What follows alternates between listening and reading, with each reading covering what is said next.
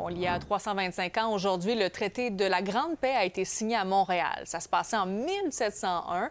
Les autorités françaises et des représentants de 39 nations autochtones se sont mis d'accord et ont mis fin à des décennies de conflits en Nouvelle-France. Et pour souligner cet anniversaire, le musée Pointe-à-Calière expose l'unique exemplaire du document, considéré comme l'un des accords diplomatiques les plus importants de l'histoire nord-américaine. Et justement, je poursuis la discussion avec la conservatrice et archéologue en chef à Pointe-à-Calière, donc le musée Louise Potier.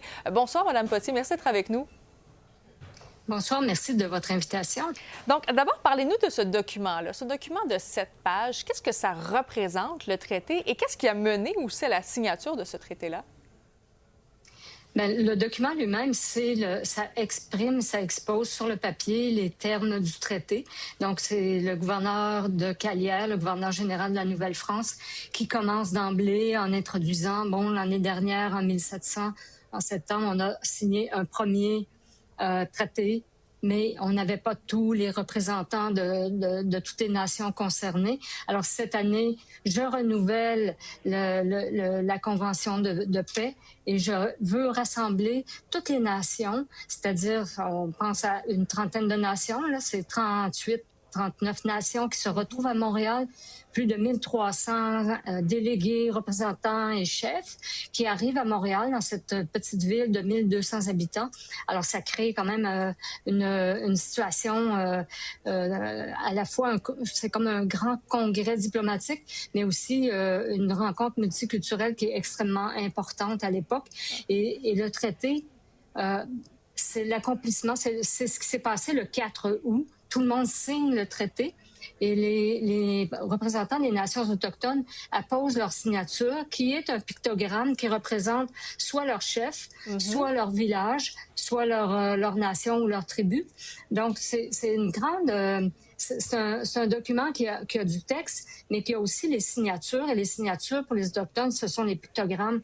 Donc, c'est un document qui revêt une importance vraiment énorme dans l'histoire de la Nouvelle-France. C'est probablement le traité le plus important en raison du nombre de nations qui sont signataires du document.